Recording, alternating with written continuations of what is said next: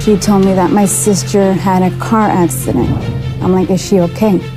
She couldn't respond, and I knew she was coming.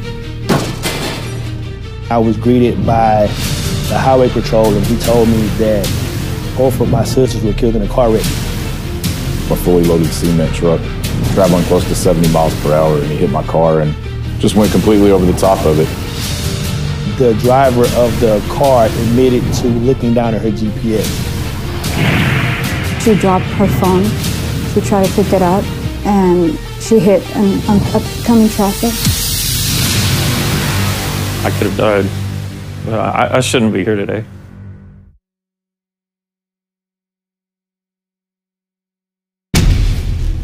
We're southbound on the Go Freeway. I can see that she's on her phone reading messages, texting.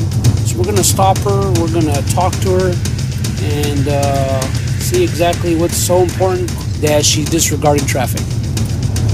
How you doing, ma'am? Driver license? Do you have any clue why I'm stopping you? I want you to guess. Why do you think? Yes, your phone. You even knew it too, right? Well, I can tell you right now, I was next to you and you were not on a GPS. I can see the messages. Are you texting someone or are you reading messages? Texting. You're texting? Who are you texting? My friend. Say that again? My friend. Okay. The reason why I ask is because what's more important is the traffic in front of you. Yes, sir. That's where your focus needs to be. Distracted driving is really anything that takes your mind away from the driving task. So it's complicated because a lot of people don't assume that doing some small thing makes them distracted, but something as simple as changing the station on the radio, picking up your coffee mug, looking in the back seat at your kids, takes your mind away from the driving task. I think people tend to really look at distracted driving as strictly a cell phone, but it could be any number of things. It could be having something to eat, playing with food, having the kids in the back seat that are going to distract you from paying attention to the roadway.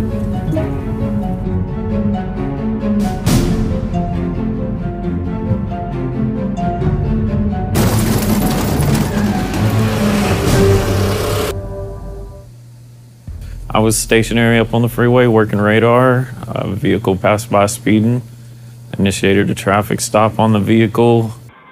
I was up talking to the driver. Next thing I remember from that point, I was there for a couple minutes talking to him, and all of a sudden I just remember darkness.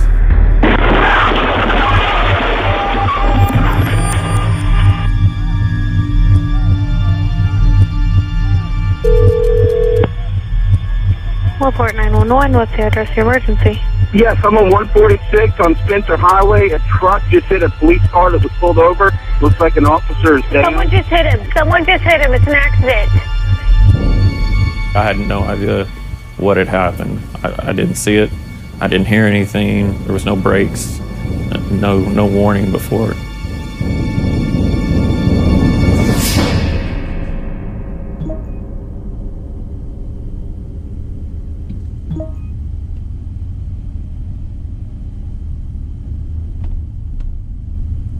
Anything could be distracted driving, talking to other passengers in the car, changing the radio. But really, the true triple threat is using that smartphone behind the wheel. It's becoming more of a problem as adults are generally showing their children bad habits, so do the children learn those same bad habits. And they see that as a result of, if my parents or my brothers or sisters can do it, then I'll be able to do it and be all right. All my friends and my parents. Yeah, my parents even drive distractedly all the time. I think drivers underestimate how their minimal distractions can truly put their life at risk. We're up pretty high in the SUVs, and you see someone that's driving, but yet they're looking at a movie, or they're doing a game or something, and you're like, really? Really? And what you don't really realize that you're putting your life in danger and everybody else around you in danger, and it's just not worth it. Your actions can affect the people around you in the car.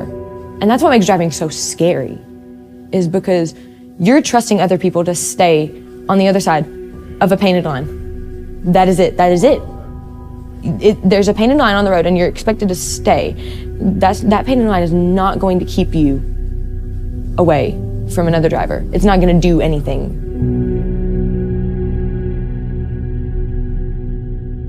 I was with a friend and we were watching a football game, and I received a phone call from my dad, and he was somewhat perplexed. He was concerned. He said, I think that your sister Brianna's dead.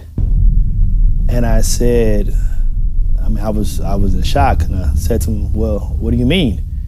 And he said, well, that was a car wreck. So we went over to their mom's house, and I was greeted by the highway patrol, and he told me that both of my sisters were killed in a car wreck. It changed my family. So, I mean, it was devastating. So AAA has done some annual surveys of motorists for several years now, and one of the questions that we ask about is related to distracted driving, texting in particular. And what we find from that research is that there is this notion of do as I say, not as I do. And so we report that texting and driving is a really risky behavior. We report that seeing others on the road text and drive makes us feel uncomfortable and unsafe, yet about a third of those same people admit to doing it themselves in the last 30 days. It does take eyes off of the road, it takes hands off the steering wheel, and it takes the mind off of the task of driving. And all three of those things make texting while driving in particularly a truly deadly distracted driving activity. I received a phone call from my sister-in-law, and she asked me if I was okay. And I'm like, yes, okay. Has anybody called you? No. And she told me that my sister had a car accident. She didn't tell me anything else. I'm like, is she okay? And she couldn't respond to the question. I'm like, how is she? And I knew she was gone. The first thing I did is call my brother. I didn't tell him that she was gone. I wanted, I didn't know what to do. Vanessa, my baby sister, was the one that gave me the call that our other sister have gone into a car wreck, into an accident. And I tried calling hospitals, and they didn't know what was going on. Around 20% of drivers at any given time are engaged in some way with their phone in a way that they shouldn't be while driving. I think there's no question that distracted driving, episodes of distracted driving, crashes that involve distracted driving, and crash fatalities and injuries that result from a crash that involves a distracted driver are absolutely underreported. And there are a lot of good reasons for that, right? So dead drivers can't talk. People know that distracted driving is a poor choice to make. And even if in a fender bender, and most certainly if somebody were injured or killed in a crash, people are not willing to admit that they were engaged in that behavior, especially if they live in a state where it's illegal to do so. Sometimes people are distracted, but the investigation don't prove it, so that's stats that are not captured. So that's what people have to realize. Hello, sir. Good morning. Good morning. Sergeant Bowles, Port Police Department. When you went by me there as I was pulling out the police station, it looked like you had your head down, was on a phone. No, I don't even have my phone. You don't have a phone? Yeah, I have my phone, but I was okay. You didn't put it under your bag over there? Were you messing with something when you drove by? I mean, you were literally like this. It is difficult to enforce. It is frustrating. But like most laws, when they're written, they get modified as we go. Okay, gotcha. And I will certainly take the law as it stands over not having the law at all, because at least it gives me an opportunity. That is a reason to stop someone and give them a warning verbally or a written warning, or issue a citation if I think I can prove it in court. But the very fact that we can stop people and tell them, don't text and drive, and then that usually follows up with the conversation as, again, explaining it may be legal, but it's not smart to do anything with your phone while you're driving. When you take your eyes off the road, when you're using your phone, when you're texting, whatever it is you're doing on your phone, and you're not paying attention to where you're going, you look like any other intoxicated driver on a roadway with not maintaining your lane. You can't maintain your speed. You may miss a red light that you've come up to, something along that line. And the reality is, to an officer on the street, if we're driving behind you, I can't tell the difference between you being on your phone and you being intoxicated. What's missing is the sense of personal shame. It's taken us decades to get to that point with drinking and driving. And I think if someone found out that you were drinking and driving and you harmed someone or, God forbid, killed someone, the shame in that, we're just not there with distracted driving. You wouldn't do that. So why do you do this? Put down your phone. Lives depend on it. Don't drive intoxicated. Don't drive intoxicated. A sobering message from AAA. The initiative Don't Drive Intoxicated, Don't Drive Intoxicated really is for any driver, but the message is intended for those adult drivers who consider themselves safe drivers behind the wheel. You know, the people that would say, I'd never get behind the wheel after having a few beers or having a glass of wine. Yet they don't think twice to get behind the wheel and then pick up that smartphone to send a text message or to program GPS or to send an email to their work, when in reality, the consequences of distracted driving could be the same as the consequences of impaired driving, crashes that end in deaths and injuries. So I was going to school in Texas State University in San Marcos, and it was the day we got out for spring break. I'm on a 2-lane road in the right-hand lane waiting on oncoming traffic so that I can make a left-hand turn into a neighborhood. And behind me is a single cab truck, and like most cars do when they get tired of waiting, he goes around on the shoulder of the road, gets in back in front of me, and behind him come a fully loaded cement truck traveling close to 70 miles per hour, and he hit my car and just went completely over the top of it. And when he did, he knocked me into oncoming traffic where I was hit by a Nissan Xterra coming the other way, and it's actually hit twice. I mean, still 100% conscious and trapped inside of a burning car, fighting to get out.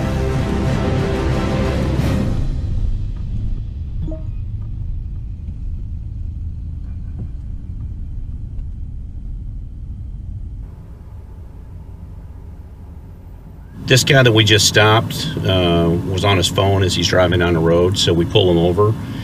His story is that he was on his map trying to figure out where he's going. He's a delivery guy for a sandwich company. But oddly enough, when I come up to the car, he doesn't have his phone in his hand anymore. He's got a PSP or a video game type console on his lap with the case all opened up. And he looks like he's trying to change out the memory cards as we got him pulled over. So not only is he doing something on his phone, he looks like he's playing a video game as well. So which is also not legal to do in your car. My gear and stuff had gone everywhere. I hit the emergency button on my radio and started asking for help. 55.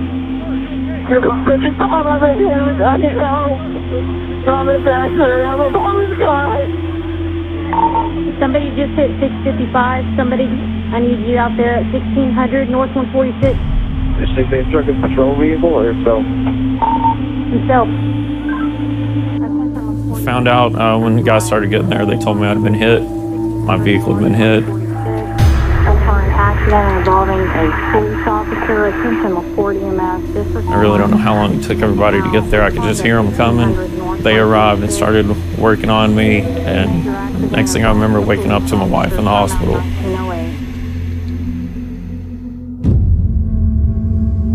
The driver of the car admitted to looking down at her GPS. And she said that as she looked down, she swerved and tried to overcorrect, and at that point, she was in the path of an 18-wheeler.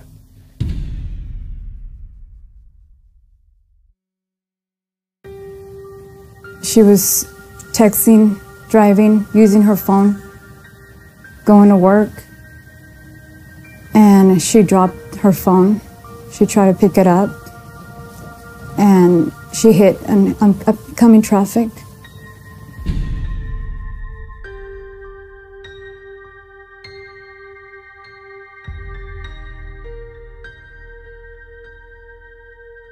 Oh, wow. Which one was her car? So you just, I guess, arrow or hit the button there to press it.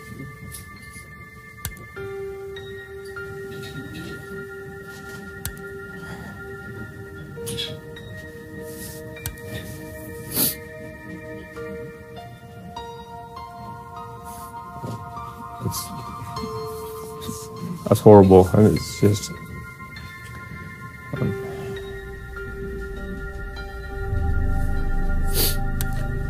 Wow.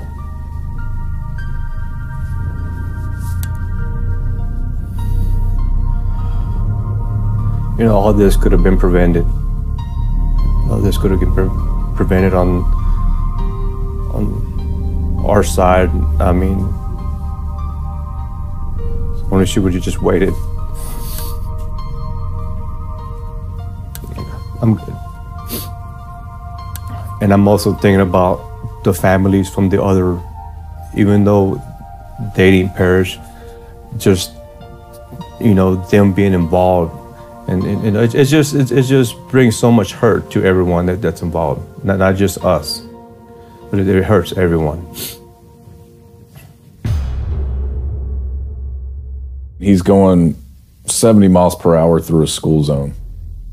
I mean, he's not paying attention. You know, he's distracted by something, whether that's a cell phone, a cheeseburger, whatever the case may be. Clearly you're distracted. If you're going that fast through a school zone and hit a car from behind, you're just not paying attention to what you're doing.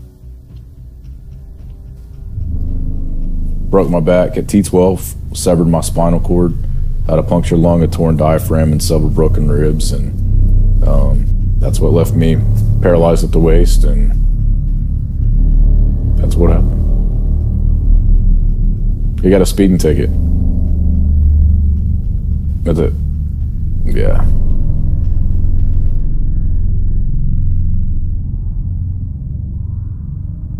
The driver had turned around to, while she's traveling on the freeway, to feed her child back seat. And she's turned around, traveling on the freeway, not looking ahead of her. There's about, from the crest of the hill to where I was, I think it's a quarter mile or so, so plenty line of sight, no reason not to have seen the flashing lights. There's an exit lane, and I was stopped in the median part of the freeway in the exit lane. She was in the exit lane. She kept traveling straight onto the shoulder where I was sitting. And then she spun around and hit me. I went up, flipped up. I was told I did a flip or two. I hit the windshield. I had a huge gash on the back of my head. They said I left some of my hair in the windshield of her vehicle. The vehicle went up and hit me with the front, and as it was spinning and I was coming down, it hit me again with the back of her vehicle. So I was told there were no braking. She just wasn't looking, trying to feed the baby in the back seat. They filed on her for failing to yield to an emergency vehicle. There's a part of the law that if someone's injured for it, it ups it a grade. And I believe she received a probation for it. That's really it. Not much. So obviously strong laws that are enforceable are important, but laws alone aren't going to solve this problem. Consumer education is important, but consumer education by itself isn't going to solve the problem. And I also think that technology got us into this problem, and technology is probably going to have to play a role in getting us out of this mess. And so some combination of those factors, I think, in the end is what's really going to, help us turn a corner when it comes to driver distraction. When incidents happen and people are killed or seriously injured on something that is 100% preventable, yeah, it upsets me, very, and all of our officers. Anytime I see someone nowadays go to reach the phone while they're driving or something, I say something. It scares you. it makes you angry, you know? I mean, it's, I get it. We're driving down the road, your phone goes off, your first reaction is to reach for your phone. That's a pretty irresponsible thing to do. When you do that, what you're saying is your time, your life matters more than everybody else's. And I think that level of personal responsibility, maybe from a positive standpoint, and embracing it that way, but public shame, saying, God, you know, I don't want anybody to know I was distracted driving. Driving distracted, I don't think we're there yet, and that's what it's going to take. You can't really sum it up, but I would tell people to, you know, be careful, to make sure that they are exercising safe habits, because like our family, I mean, you too could lose family members. Could have changed everything. I mean, it did change my life right there with that injury. I've got 3 kids and a wife. I could have died. I shouldn't be here today. People have always said, well, time heals. I don't see it. Because we still cry. We still think about her. She's home.